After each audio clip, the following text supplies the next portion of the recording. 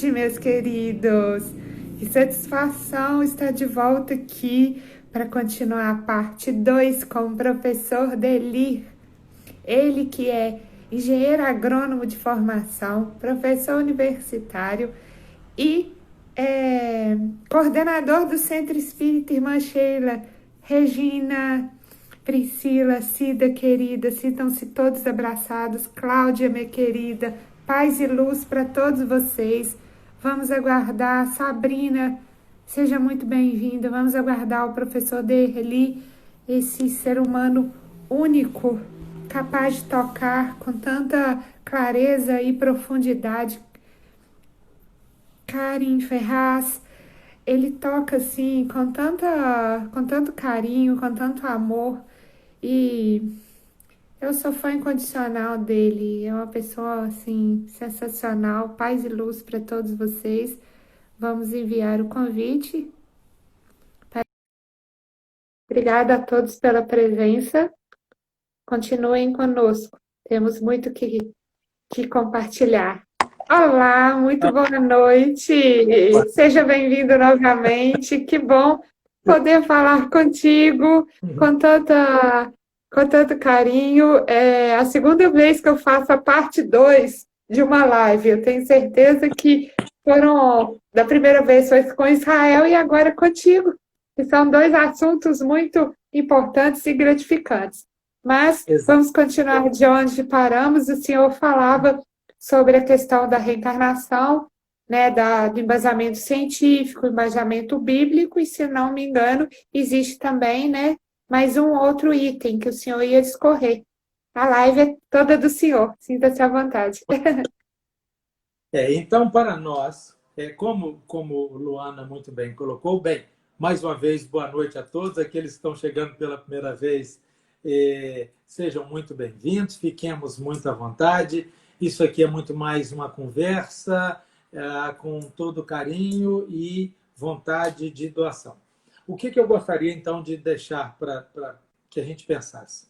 Eu expliquei que há princípios bíblicos na história da reencarnação ou da ressurreição, que essa ideia não é uma criação espírita, mas que quando Kardec estuda a lei da reencarnação, ele percebe claramente isso e ele faz perguntas aos espíritos e os espíritos confirmam. Então, hoje, a reencarnação ela é um dos princípios basilares da doutrina espírita.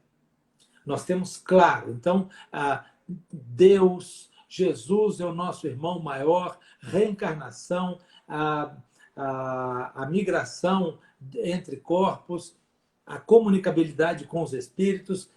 Então, reencarnação faz parte dos nossos princípios básicos. E como eu disse, como entender isso? Todos nós fomos criados simples e ignorantes. Todos nós. E à medida que vamos migrando nas reencarnações, nós vamos aprendendo e vamos nos tornando mais complexos e vamos nos caracterizando os nossos pendores e as nossas sintonias. Nisso nós estamos ligados até no tema anterior. E aí eu dei um exemplo para vocês que está na Bíblia, que foi a questão de Elias, um profeta, né? E que ele vence a disputa com os profetas de Baal e acaba forçando o rei Acabe a matar os 400. Por isto, João Batista também perde a vida de forma degolada.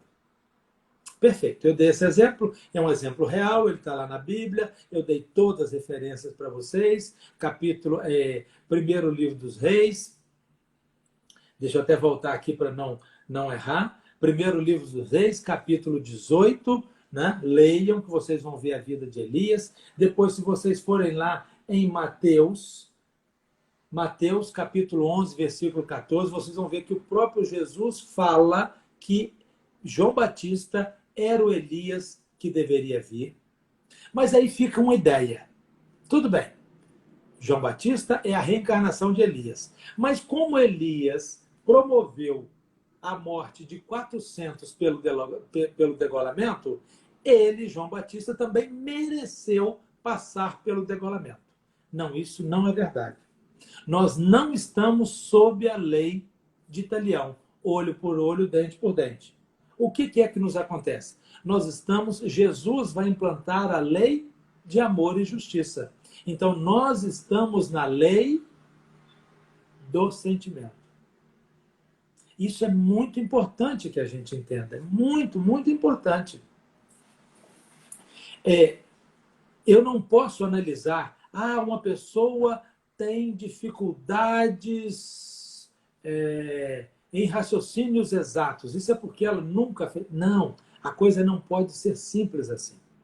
Nós trabalhamos com princípios emocionais. Eu gosto sempre de dizer o seguinte, com isso eu não vou reduzir o valor da vida humana, não é isso. Mas o nosso problema é que nós não damos conta de como nós tratamos as outras pessoas. Então, por exemplo, isso foi uma coisa que eu passei. E muitas pessoas passaram. Às vezes, por vergonhas na infância. Professoras com dificuldades, com problemas de treinamento e falando, olha, você nunca vai dar certo na vida, você nunca vai fazer isso, você tem dificuldade nisso, naquilo, naquilo outro. O problema, gente, é quando eu, enquanto ser humano, enquanto espírito, aceito aquelas ideias e intronizo essas ideias. E jogo essas ideias como sendo verdadeiras, como sendo sagradas dentro de mim. Aí eu aceito, uma pessoa vira e fala, olha, não adianta você tentar, porque você nunca vai aprender isso. Aí eu boto aquilo na minha cabeça. De fato, eu nunca vou aprender isso. E isso, gente, pode passar, inclusive, de uma encarnação para outra. Aí, na outra encarnação, nasce aquele bebezinho lindo, uma nova promessa de vida. Aí você fala, olha, eu tenho uma proposta, você teria que aprender. Não, isso eu já sei que eu não vou aprender. Então, a pessoa carregou aquele drama de uma vida para outra. Não podemos fazer isso. Nós estamos aqui para motivar. Nós estamos aqui para esclarecer. Nós estamos aqui para fazer com que a pessoa vença os seus dramas, as suas limitações, e ela encontre o seu caminho. Isso é muito, muito importante. Eu não posso ficar determinando o que o meu filho, a minha filha, o meu sobrinho, seja lá quem for, vai ser na vida. A única coisa que eu posso querer para ele é que ele, ela, sejam felizes. Da maneira que eles pensam ser feliz. Com compromissos, direitos e deveres. Mas isso é muito importante. Nós precisamos de destravar, abrir as amarras nossas e das pessoas, para que o progresso espiritual aconteça. Perfeito? Então, nós, pais, educadores, nós temos que ter o princípio da reencarnação nas nossas mentes, para que a gente possa entrar dentro de sala e saber que aquela pessoa, no meu caso, por exemplo, que sou professor de uma universidade, eu não consigo imaginar que alguém veio da sua casa, deixou seus lares de modo irresponsável e está aqui simplesmente para perder o seu tempo, para ficar olhando para a minha cara numa segunda-feira, 2h da tarde. Não, eu não dou conta disso. Eu tenho certeza que aquela alma, ela quer aprender alguma coisa. Eu tenho certeza disso. Então, quando eu estou entrando na sala de aula, gente, por Deus, eu entro sempre fazendo oração. Eu peço a Jesus, Senhor, que eu seja digno de usar o tempo que essas almas vão me conferir para o progresso de todos nós. E quando eu recebo algum aluno que ele não sabe o que é da vida, e olha que eu dou aula, eu começo no 7º período da agronomia. Eu viro e falo, gente, se você tem dúvida, me procure. Me procure, vamos sentar, vamos conversar, vamos estabelecer. Mas eu não queria fazer agronomia, mas o meu pai me forçou. Mas por que isso? Chama o seu pai, eu vou conversar com ele. O que você queria fazer? Né? Então, olha, e eu digo isso, mas eu tenho um exemplo. Hoje eu tenho um filho de 36 anos.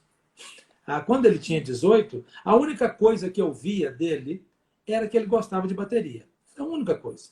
Eu falava, meu Deus. Uhum. Aí, essa realidade caiu para mim. Eu chamei ele e falei, meu filho, você quer ser baterista?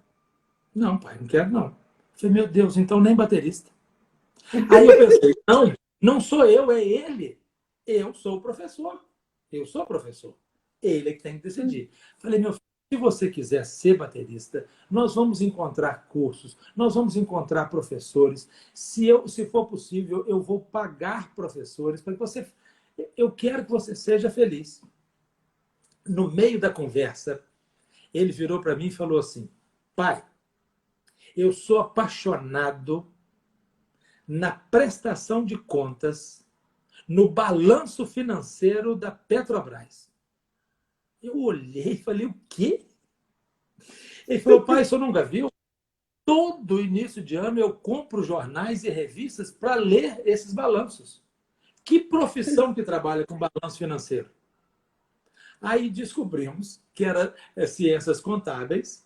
Esse menino fez esse curso, saiu hiper bem e ele hoje é um gestor, inclusive, internacional. Agora, eu jamais poderia imaginar.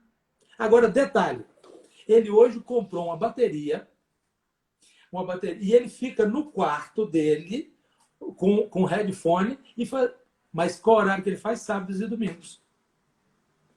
Como que eu podia imaginar? Agora, e se eu determinasse que eu queria que ele fosse agrônomo? Ou um engenheiro fulano de tal? Ou um médico? Eu teria um médico frustrado. Eu estaria brigando com esse menino até hoje. Não, ele foi feliz. Mas eu estava preparado para ter um filho baterista. Estava preparado.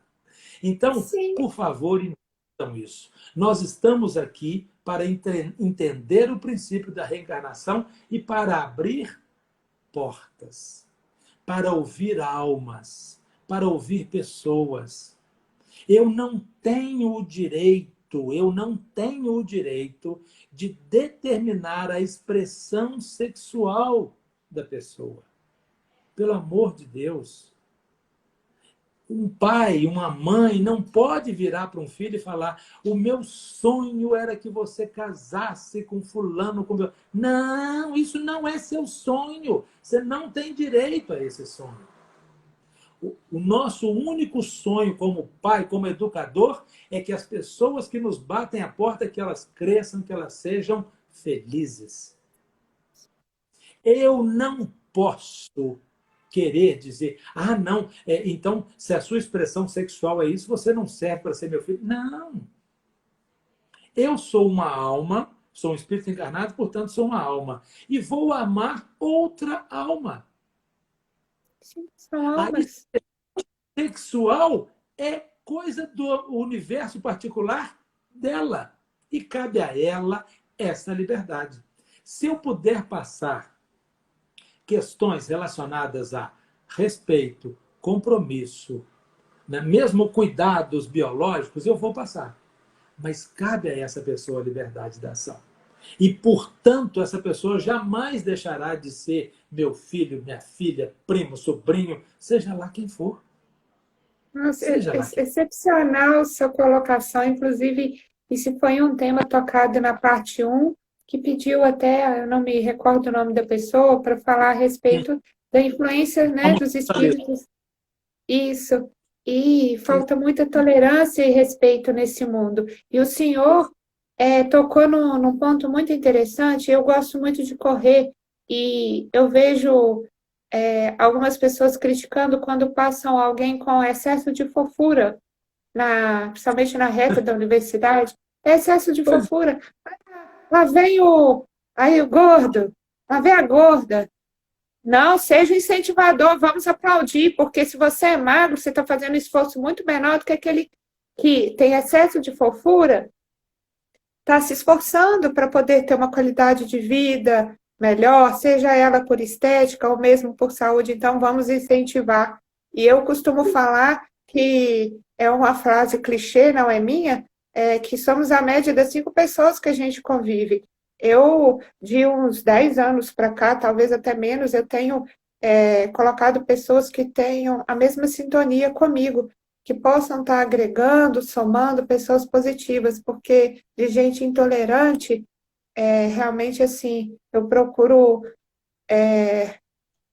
me cercar de pessoas boas. E o senhor, enquanto Exato. educador, tem um trabalho, né, fantástico, não?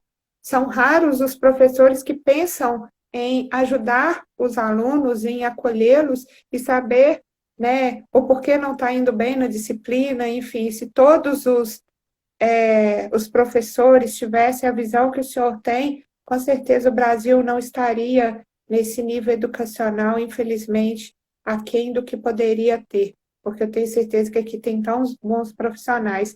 Porém, a inteligência emocional, ela não é utilizada com a frequência devida.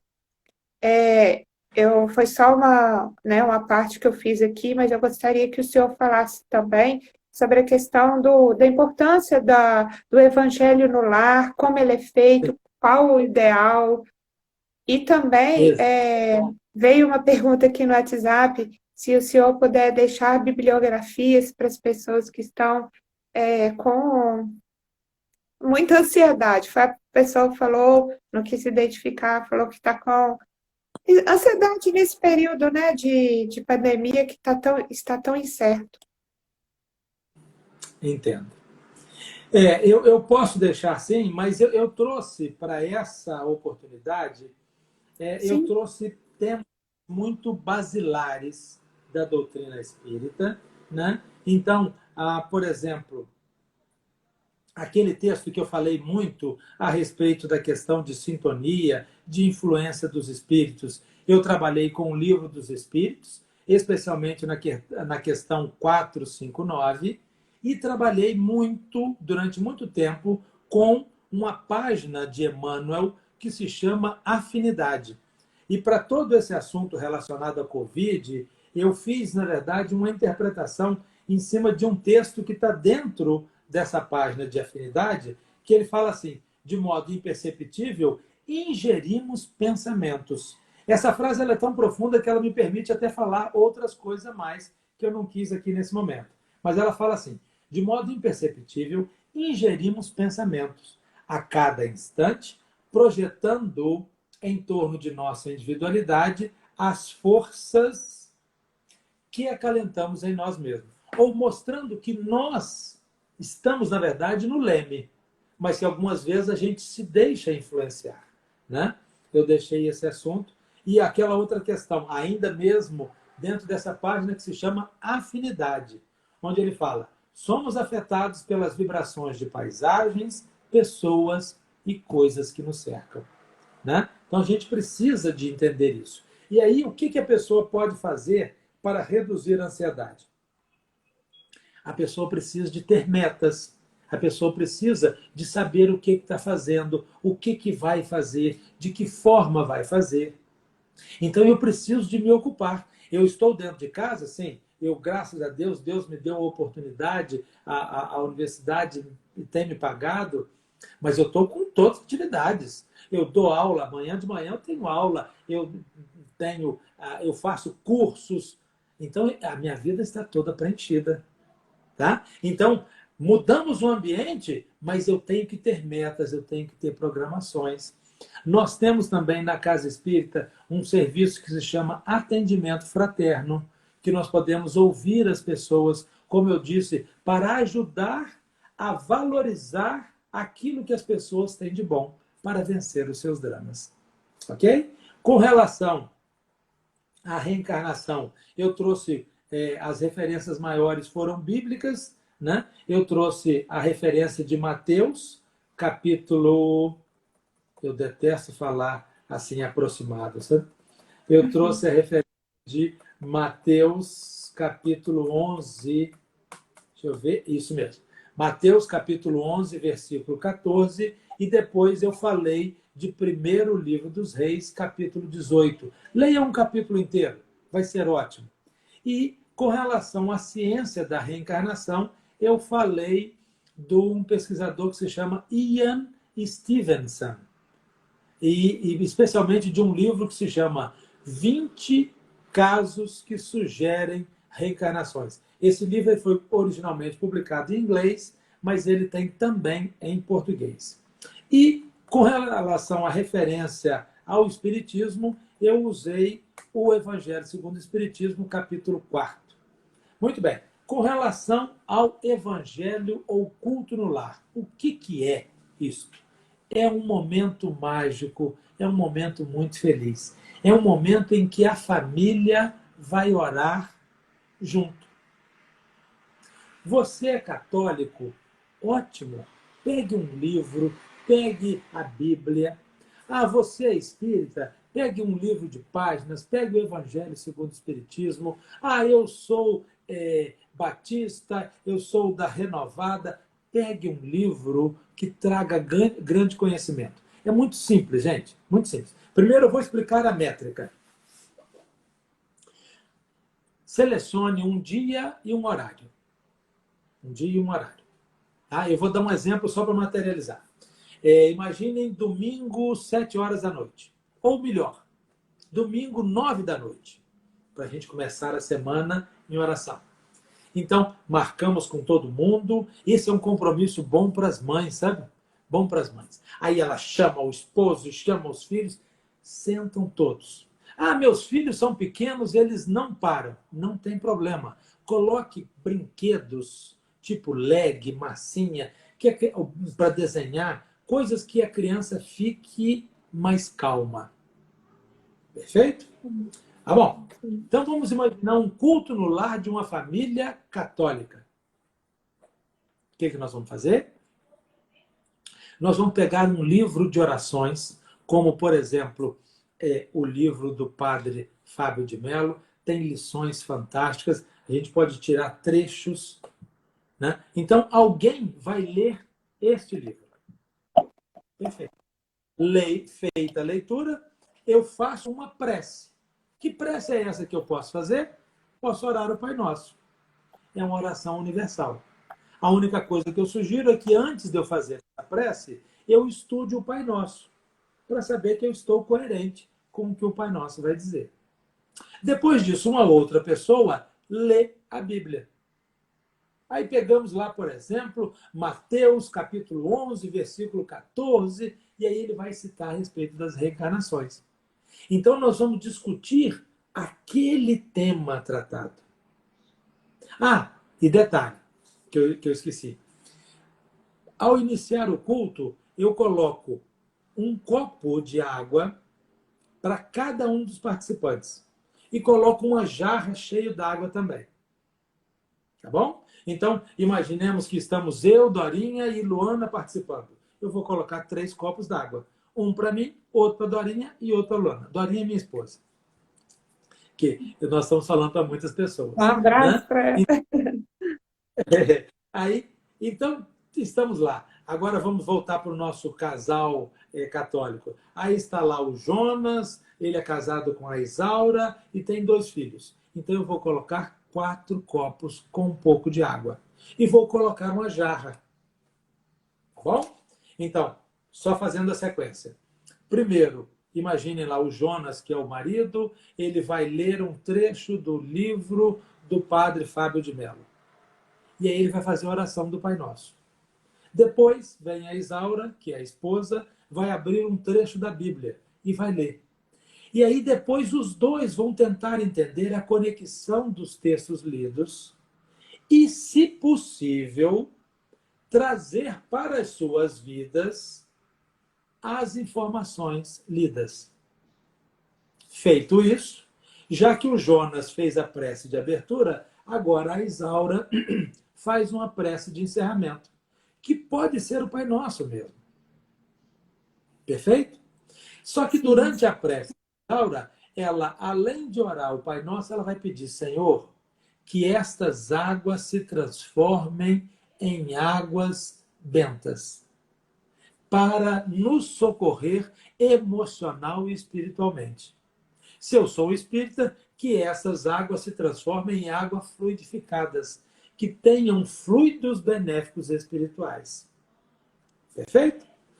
Terminamos o culto, cada um vai lá, toma a sua água, e aquela jarra nós vamos colocar na geladeira, nós vamos distribuir entre os vidros que estão na geladeira, nós vamos fazer suco com ela ao longo da semana, para que a gente tome eflúvios de oração.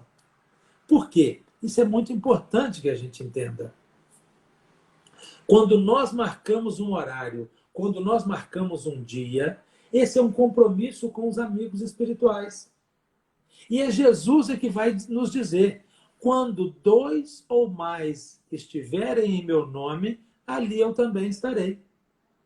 Ali eu também estarei. Então, quando nós fazemos um dia e um horário de culto, os amigos espirituais na visão espírita, os santos na visão católica, os orientadores espirituais de qualquer matiz estarão conosco. E lembrando o seguinte, a pessoa pode virar e falar assim: ah, mas eu moro sozinho, então se eu fizer oração, Jesus não vai atender, porque é onde 2 ou mais estiverem em meu nome. Mas se você está e se Jesus está, já são 2. Já são 2. Né? Então é aquele momento em que a família vai orar, nós vamos pedir para que a nossa casa seja iluminada, que a nossa semana seja iluminada e que naquela semana seguinte eu tenha muita inspiração de trabalho no bem, de crescimento espiritual, que eu tenha muita vontade de ajudar os outros e me ajudar para o progresso espiritual, moral e ético. Simples assim. Esse é o culto. E é uma maravilha. Olha, opera milagres. Milagres. Com isso, nós fechamos o tema aí. Nem Não, falei não, muito. sim. Não, mas é porque, assim, eu fico emocionada. O senhor fala com tanta clareza. E eu tinha, né, perguntado a respeito sobre como se dá a evangelização das crianças, né? E muitas vezes as crianças, ao longo da vida, na chegada à adolescência, acabam tendo mais conexão e mais empatia com a doutrina espírita. Como que é feito esse trabalho com as crianças? Na, Tem algo específico? na verdade, até, Luana, eu te pedi para que a gente não entrasse muito nesse assunto e vou te explicar por quê. Eu, Desculpa, mas é só fica à porque vontade. além de mim foram dúvidas assim, porque quando eu divulgo a arte, vem perguntas e muitas vezes as pessoas não gostam de se expor, não. Nem tem gente que assim, às vezes nem assiste a live, mas me manda as perguntas. Aí eu achei que fosse em função do tema, mas se o senhor não quiser falar, fique à vontade, até porque esse é o espaço do senhor. Não, olha, fique tranquilo, isso não me causa constrangimento nenhum. Mas o que acontece é o seguinte: é uma Sim. declaração de incompetência. Uhum. Eu tenho uma profunda admiração pelo professor primário. Eu acho que aquele trabalho é lindo de alfabetização. Meu pai, Celé, eu acho essa uma das coisas mais lindas do planeta. Porque, olha, eu sou um professor universitário, mas se eu não tivesse tido educadores para me alfabetizar, eu não estaria aqui. Então, o Uhum. mundo, ele acontece depois da alfabetização. Olha, é o médico, é o engenheiro, é o cientista, é o inventor. Tudo isso passou necessariamente pela educação, pela alfabetização.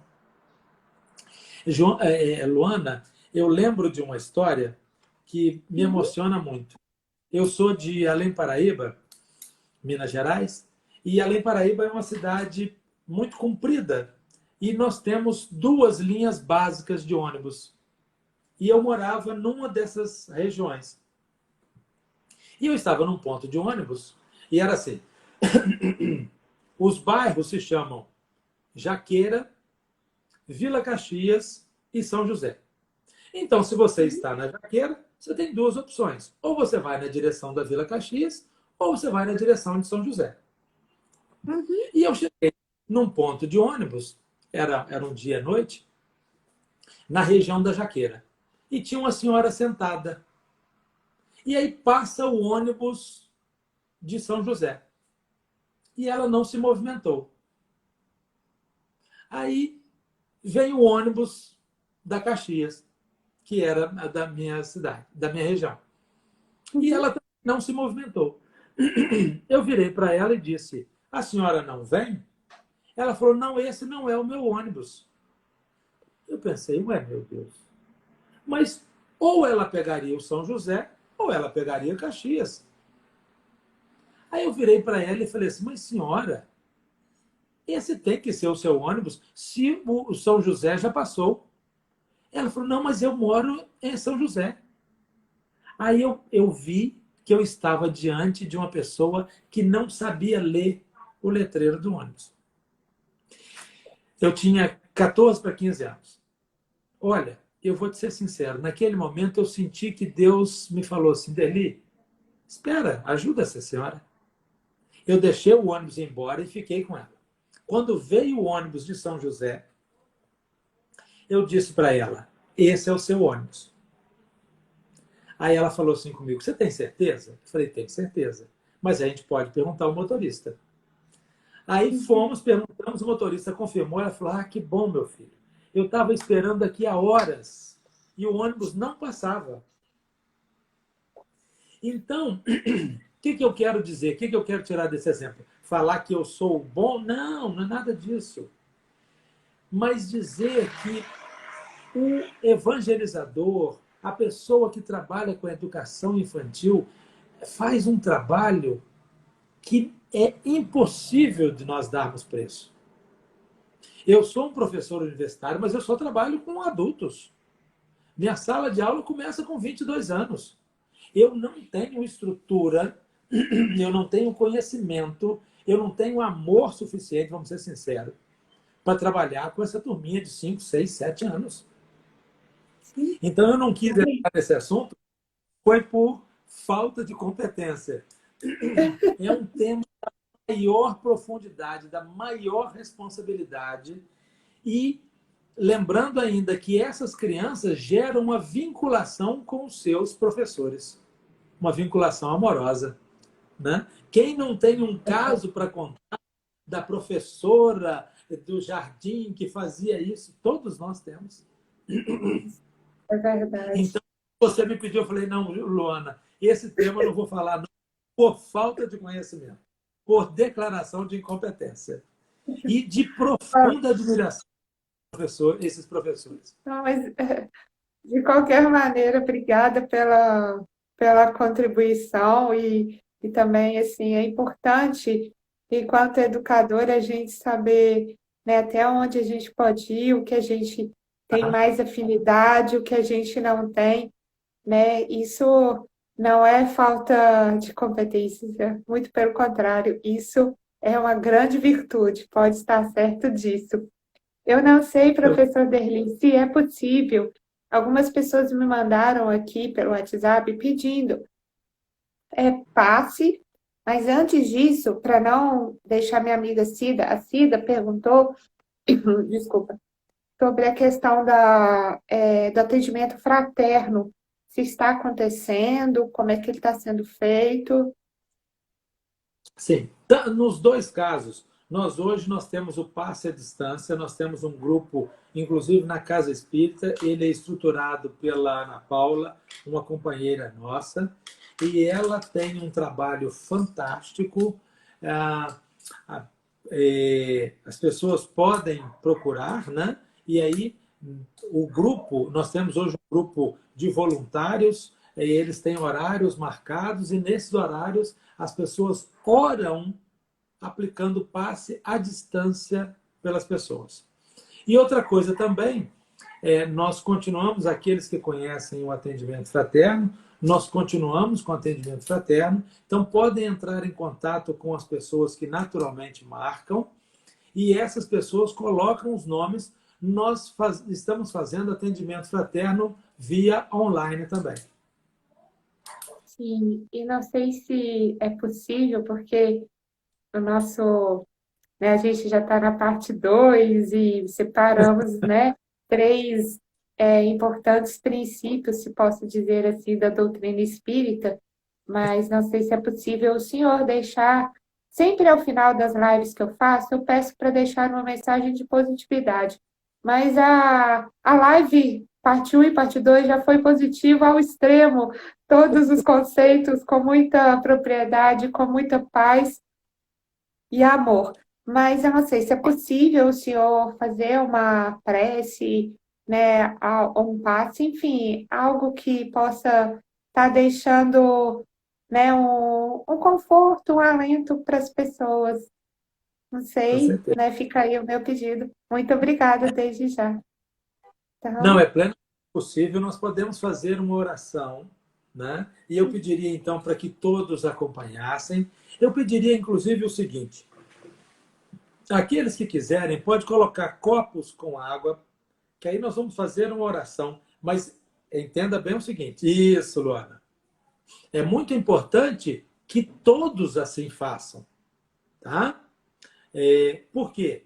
Eu vou estar orando, Luana vai estar orando lá e pedindo a magnetização, a fluidificação da água. Então, quando nós entramos nessa sintonia do bem, nós ampliamos a nossa capacidade pensamental e recebemos de lá esses eflúvios de saúde, de paz, de harmonia e de equilíbrio. Vamos fazer então a nossa oração? Então eu vou dar um minutinho para que todos corram lá na cozinha, para que cada um pegue o seu copo d'água, 2, 3 copos d'água, né? E para que a gente possa fazer essa prece conjunta. Enquanto eu espero, então, Luana, eu gostaria sim. mais uma vez de agradecer, de dizer que foi muito bom, que eu fiquei muito feliz e que quando você me pediu temas tão basilares, eu pensei, Senhor Jesus, está na hora de eu conversar com muitas pessoas sobre esses temas. Muitas e muitas pessoas estão indo contra outras pessoas por não entenderem o princípio das reencarnações, né? O filho, ele é uma alma linda, mas ele não é meu, ele é dele. Eu somente abrir as portas para que Jesus operasse o milagre da vinda dele ou dela. Somente isso. Mas ele tem o seu compromisso, a sua responsabilidade e a sua liberdade. Pensemos nisso. Pensemos nisso. O que nós precisamos de buscar neste mundo é felicidade. Felicidade. E a felicidade envolve respeito, envolve carinho, envolve alegria de estar junto com a outra alma. Simplesmente. Simplesmente. Agora, qual é a roupa que essa outra alma está vestindo? Qual é o calçado? Isso não me importa. Isso não me importa. Eu quero estar junto com a alma. São Francisco vai nos dizer o seguinte: estude tudo, todos os conceitos, todos os sistemas, todas as ciências. Mas quando fores tocar uma alma, sejas apenas uma outra alma. Isso é lindo, não é lindo? Lindo, lindo, É lindo, é lindo. é lindo. Né? Eu tenho que me desvestir de toda a personalidade, de todo o poder que, na verdade, não tenho, para dizer, olha, eu estou aqui para conviver com você, para te ajudar na sua trajetória rumo à sua felicidade. Só. Né? Então, vamos fazer a nossa oração? Sim, sim. Então, vamos lá. Meus queridos, então vamos fechar os nossos olhos materiais, vamos deixar as nossas crianças quietinhas, brincando, e vamos falar com Jesus do fundo do coração. Pai Celeste, é tão difícil entender os desígnios dessa vida.